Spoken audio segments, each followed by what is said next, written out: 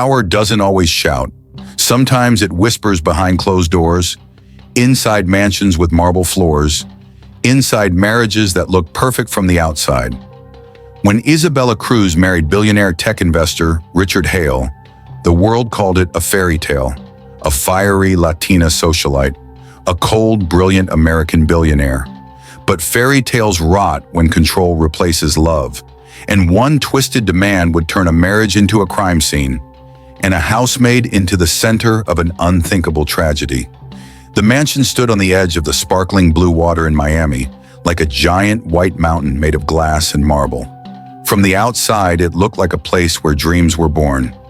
It had palm trees that swayed perfectly in the breeze, a pool that seemed to never end, and floors so shiny you could see your own face in them. This was the home of Richard Hale, a man who had more money than almost anyone in the world, and his wife Isabella Cruz. To a 10-year-old looking through the tall iron gates, it might have looked like a palace for a king and queen, but inside it didn't feel like a palace. It felt like a cage. Richard Hale was a billionaire. He spent his days looking at computer screens and making big decisions about technology. He was a quiet man with silver hair and eyes that always looked a little bit tired. People thought he was cold, but he wasn't cold. He was just very, very careful. He lived his life like he was walking on a frozen lake, afraid that if he stepped too hard, the ice would break and he would sink. Isabella was the one who made the ice. She was beautiful, with dark hair that flowed like silk and dresses that cost more than a normal person's house. When she walked into a room, the air seemed to get colder. She didn't shout. She didn't have to. She used her words like tiny, sharp needles. "Richard," she would say at breakfast, her voice as smooth as honey. "You are wearing the blue tie today. I have decided the red one makes you look weak. Change it." And Richard, a man who owned entire companies, would stand up and change his tie.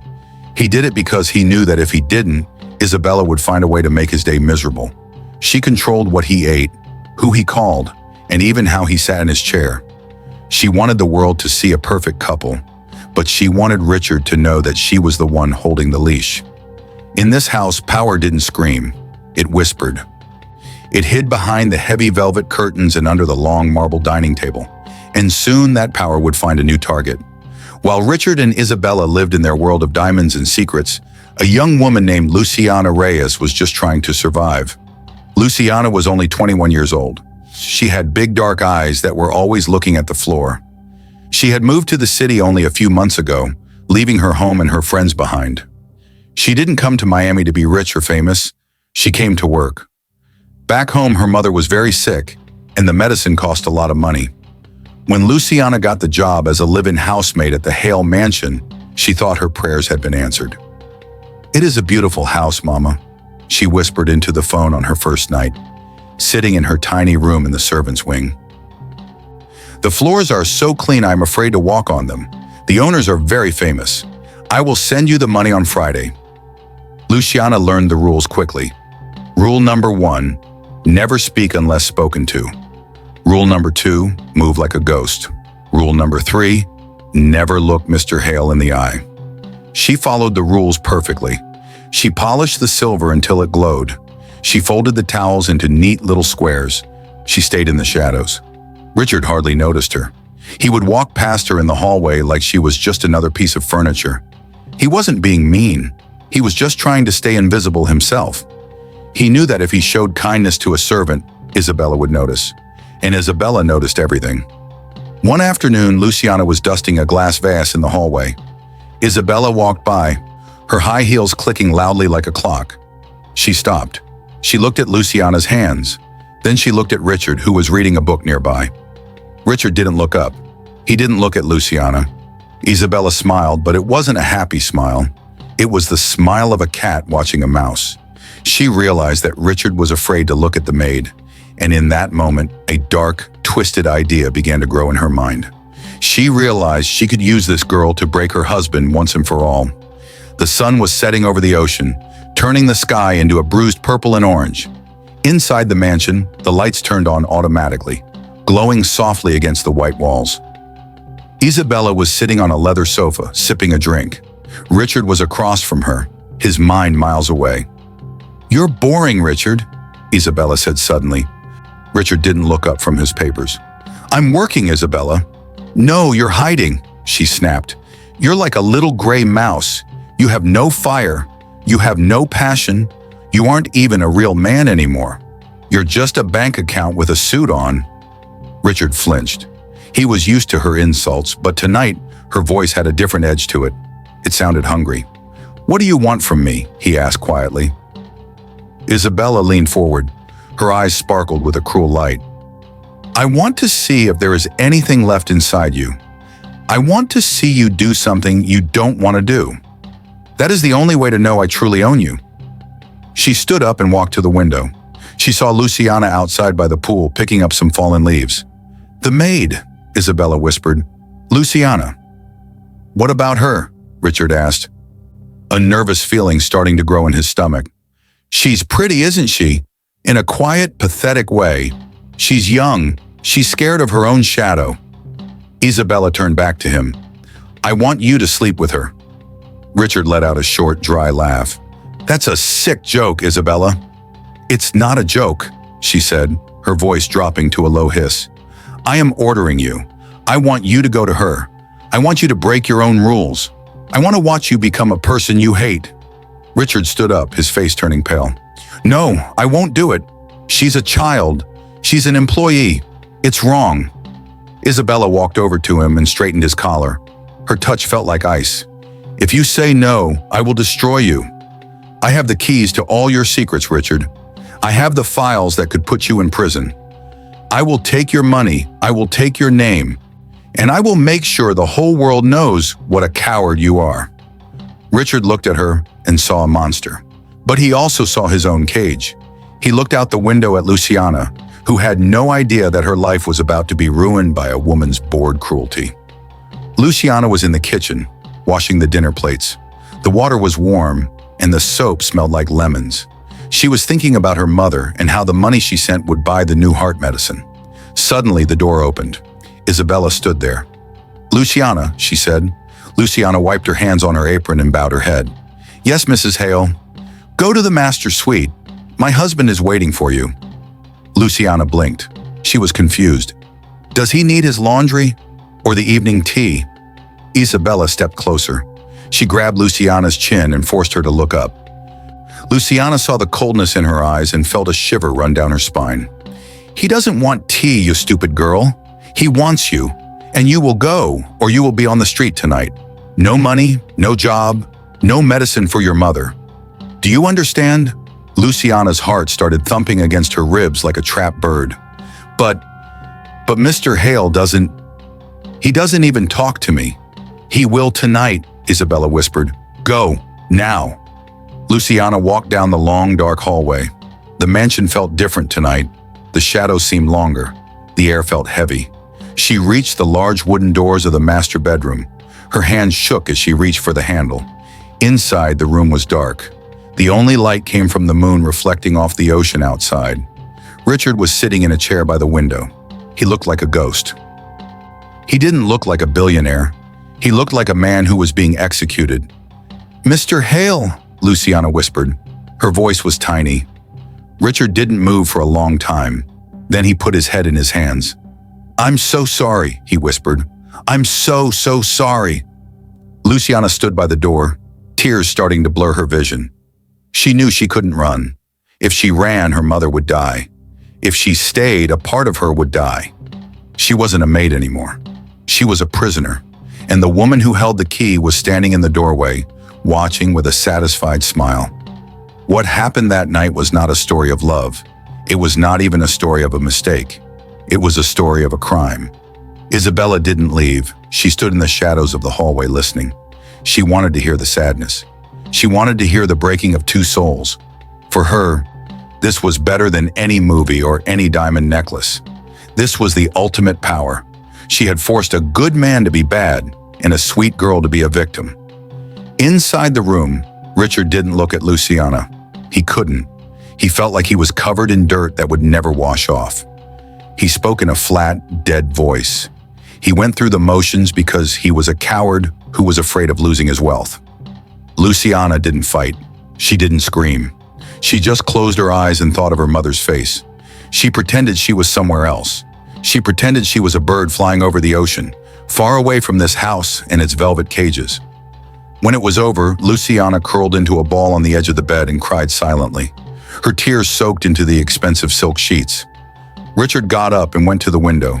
He stood there for hours, shaking. He looked at his hands and hated them. He looked at his reflection in the glass and didn't recognize the man looking back. Isabella eventually walked away, her footsteps light and happy. She went to her own room and fell asleep instantly, feeling like a queen. But as the sun began to peek over the horizon, something changed in Richard. The fear was gone. The sadness was being replaced by something much sharper. It was a cold, quiet anger. It was the kind of anger that doesn't shout. He looked at Luciana, who was still shaking on the bed. "Luciana," he said.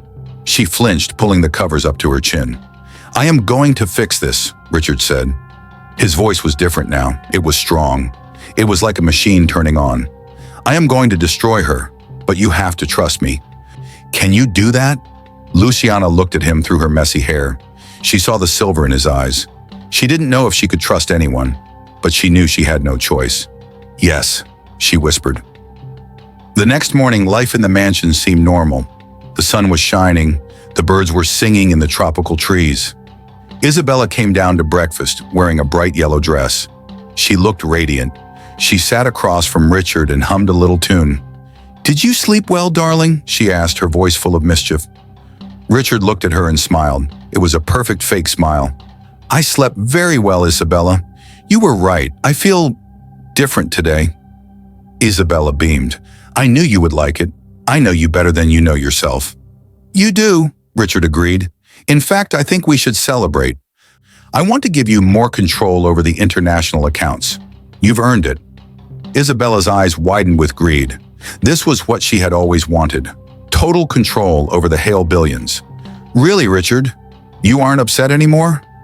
"Why be upset at the truth?" Richard said smoothly. While they ate, Luciana entered the room to clear the plates. She kept her head down. Her heart was hammering, but she remembered what Richard had said. She had to act like nothing had changed. Isabella reached out and patted Luciana's hand. It was a cruel, mocking gesture. "Good girl, Luciana. You're part of the family now." Luciana felt like she wanted to throw up, but she just nodded and scurried back to the kitchen. But behind his smile, Richard was working. He wasn't looking at technology anymore. He was looking for a way out. That afternoon, he went to his private study and locked the door. He didn't call his business partners. He called a man he hadn't spoken to in years, a man who specialized in finding things people wanted to keep hidden. "I need everything," Richard told the man over the phone. "Every bank account she has, every person she's ever bribed, every secret she's ever recorded. I want her life on a silver platter." "That will take time, Mr. Hale," the man said. "I don't have time," Richard replied. "I have a house built on a crime scene, and I'm ready to burn it down." For the next few weeks, the mansion was a place of ghosts and games. Isabella was busy moving money around. She thought she was being clever. She was opening offshore accounts in places like the Cayman Islands and Switzerland. She was taking millions of dollars from Richard's companies and hiding them in her own name. She thought she was building her own empire. She didn't know that Richard was watching every single penny. He had given her access to the accounts on purpose. He was letting her steal so he would have proof of her crimes. He was building a trap, and she was walking right into the center of it. Meanwhile, Richard was meeting with Luciana in secret. He would find her in the garden or the laundry room when Isabella was out shopping. "Here," he whispered one day, handing her a small digital recorder. "Keep this with you. If she says anything to you, if she threatens you, press this button. We need her voice." Luciana took the recorder and hid it in the pocket of her apron. She was terrified, but she felt a strange spark of hope. For the first time in her life, she wasn't just a victim, she was a spy. She began to listen. She heard Isabella talking on the phone to strange men. She heard her laughing about how she was going to leave Richard with nothing. She heard her admit to things that Luciana didn't even understand. Words like laundering and blackmail. Luciana also saw something else. She saw that Isabella had cameras hidden all over the house. Isabella was recording Richard too. She wanted to have evidence of the night she forced him to be with Luciana, so she could use it against him later. Isabella thought she was the only one with a secret. She didn't realize that the quiet man and the quiet maid were building a mountain of truth that was about to fall on her head. The weather in Miami changed. The sky turned gray and heavy. A storm was coming. And inside the mansion, the air felt like it was charged with electricity. Isabella was starting to get nervous. She noticed that Richard was too calm. He didn't argue with her anymore. He didn't flinch when she insulted him. He was like a statue. "What are you thinking about, Richard?" she asked one night at dinner. The wind was howling outside, rattling the tall glass windows. "I'm thinking about the future, Isabella," he said. He was cutting his steak with perfect precision. "I'm thinking about how everything can change in a single second." Isabella narrowed her eyes. "Are you trying to be mysterious? It's annoying." "I'm just observing," Richard said. "Look at this house. It's so big, it's so strong. But if the foundation is rotten, it doesn't matter how much marble you put on the floors. It will still fall." Isabella slammed her hand on the table. "Stop talking in riddles. I own this house. I own you. Don't you forget that." Richard just looked at her. He didn't say anything. He just went back to his dinner. That night, the storm broke. Rain lashed against the mansion. Thunder shook the ground. Isabella couldn't sleep. She got out of bed and went to her private safe. She wanted to look at her files. She wanted to feel the power of her secrets. She opened the safe. Her heart stopped. The folders were gone. The hard drives were missing. The papers she had spent years collecting, the blackmail, the recordings, were all gone. In their place was a single white envelope. She opened it with trembling fingers. Inside was a copy of a bank statement. It showed her offshore accounts, the ones she thought were secret. The balance on every single account was $0. Richard had emptied them. He had traced the money and sent it back to his own companies. He had left her with nothing. Isabella let out a scream that was drowned out by a crack of thunder. She realized that the mouse had turned into a lion, and the lion was hungry. Isabella ran through the dark mansion, her silk robe fluttering behind her. She was looking for Richard. She was going to kill him. She was going to find where he hid her money and her secrets. "Richard!" she screamed. "Where are you?" She reached the back of the house, where the massive glass doors led to the infinity pool. The pool looked like a sheet of black glass, blending into the dark ocean beyond. The rain was pouring down, making the marble deck as slippery as ice. She saw a figure standing by the edge of the water. It was Richard. He was standing in the rain, not wearing a coat. He looked out at the sea. "You!" Isabella shouted, running toward him. "You stole from me. Give it back. Give it all back right now, or I will tell the police what you did to Luciana." Richard turned around.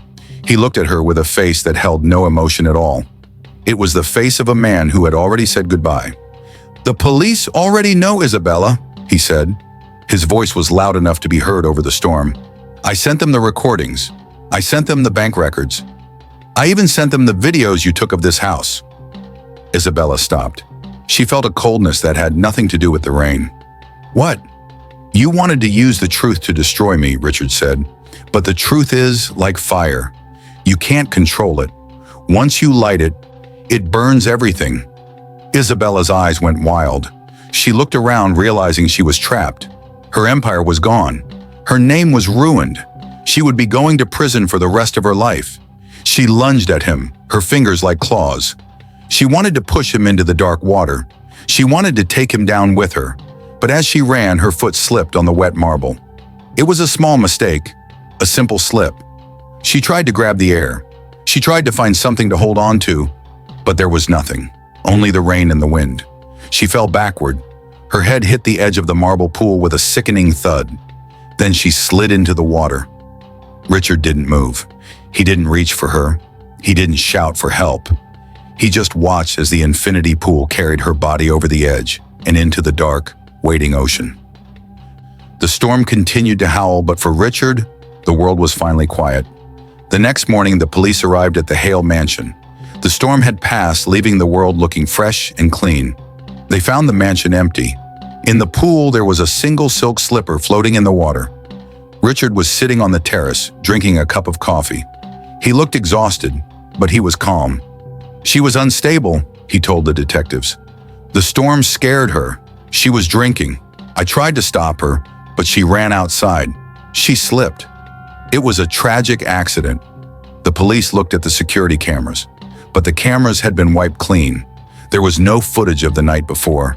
There was no footage of the fall. They looked for Luciana. They wanted to ask her if she had seen anything, but Luciana was gone. Her tiny room in the servants' wing was empty. Her clothes were gone. Even her toothbrush was missing. She disappeared the same night, Richard said. I assume she was scared of the scandal. She was just a young girl. I hope she's okay. The police ruled the death an accident. They thought Isabella Cruz had simply lost her footing in the rain. They didn't see the fingerprints of a quiet war. But the world didn't stay quiet for long. 6 months later, a giant file was leaked to the news. It contained every single one of Isabella's crimes. It showed the world that the fairy tale marriage was a nightmare of blackmail and bribery. The name Isabella Cruz became a symbol of evil, and in the middle of the scandal, a new witness appeared. A young woman named Luciana Reyes, who had been hidden in a safe house by the government, stepped forward. She told the truth. She told the story of the night she was forced into a room. She told the story of the man who promised to fix it. She didn't tell them that Richard had pushed his wife, because he hadn't. He didn't have to. He had simply taken away the world she built and watched her fall apart all on her own. The investigation into Isabella's death was reopened. The police looked at everything again. They found the secret bank accounts. They found the reports of abuse. They realized that Richard hadn't committed a murder. He had committed an annihilation. He had taken every lie Isabella ever told and turned it into a weapon against her. He had emptied her accounts so she would panic. He had revealed her secrets so she would run. Isabella hadn't died because of a push. She had died because she was a person who couldn't survive without power. When the power was gone, she was just a woman on a slippery floor in a storm. Richard didn't fight the police. He gave them everything they asked for. He stepped down from his companies. He sold the mansion. He gave half of his $6 billion to charities that helped women like Luciana, women who had been hurt by people with too much power. He moved to a small house by the mountains, far away from the marble floors and the infinity pools. He never remarried. He never spoke to the news. One day, a reporter found him sitting on a porch looking at the trees. "Why did you do it?" the reporter asked. "Why didn't you just leave her? Why did you have to destroy her?" Richard looked at the reporter. His eyes didn't look tired anymore. They looked clear. "Because sometimes leaving isn't enough," Richard said. "When someone uses the truth as a cage, the only way to get free is to let the truth finish the job. I didn't kill her. I just stopped helping her lie." Far away from Miami, in a place where the air was fresh and the people were kind, Luciana Reyes was starting over. She had a new name. She had a new home. The money Richard had sent her in secret was enough to pay for her mother's surgery and a beautiful house with a garden full of roses. Her mother was getting better every day. Luciana worked in a library now. She loved the smell of the books. She loved the quiet. She no longer had to look at the floor when she walked. She looked at the sky. She still thought about the mansion sometimes. She thought about the cold marble and the silk sheets. But it felt like a dream, a bad dream that she had finally woken up from. One day, a package arrived at her door. There was no return address. Inside was a small silver anchor, the same one she had seen on the necklace Sophia wore in her dreams. And there was a note. "The truth is the only thing that is truly yours. Hold on to it." Luciana held the anchor in her hand. She felt the weight of it. She realized that she wasn't the girl who disappeared anymore. She was the girl who survived. She walked out into her garden and looked at the sun. She wasn't a maid. She wasn't a victim. She was free. And for the first time in her life, Luciana Reyes laughed. It was a sound that was louder than any whisper and stronger than any billionaire's marble walls. Power doesn't always shout. In the end, the Hale mansion was torn down. The marble floors were broken into pieces. The infinity pool was filled with dirt. The palms were cut down. People forgot the names of the tech investors and the socialites. They forgot the gossip and the scandals. But the story stayed. It became a legend whispered in the streets of Miami. A story about a man who was pushed too far and a girl who refused to be broken. It was a reminder that wealth can buy a lot of things. It can buy glass mountains and gold ties. It can buy silence and secrets. But it can't buy the truth. The truth is a patient thing. It waits in the shadows. It hides in the pockets of aprons and in the numbers of bank accounts. And when the time is right, it comes out. Richard Hale lived out the rest of his days in peace. He wasn't a hero, and he knew it. He was just a man who had chosen annihilation over revenge. And Luciana Reyes lived her life with her head held high. The silence in the mansion had once been a scary thing, but the silence in their new lives was different. It was the silence of a calm sea after a great storm. It was the silence of freedom, and in that silence, if you listen closely, you could hear the truth. It didn't have to shout. It had already done its job.